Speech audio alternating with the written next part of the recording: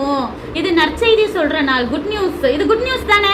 அவங்களுக்கு பஞ்சமா இருக்கிறவங்கிட்ட போய் எல்லாத்தையும் சொன்னா அப்போ வந்துட்டு நம்ம இந்த மாதிரி தப்பு பண்ணக்கூடாது, மௌனமா இருக்கக்கூடாது அப்படின்னு சொல்லிட்டு அங்க போயிட்டு என்ன செய்யறாங்க, அரண்மனைக்கு முன்னாடி போய் ராஜாட்ட போய் சொல்றாங்க.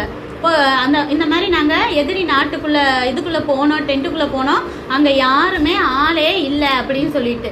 அப்போ வந்துட்டு இந்த நியூஸை போய் ராஜாட்ட போய் சொல்றாங்க.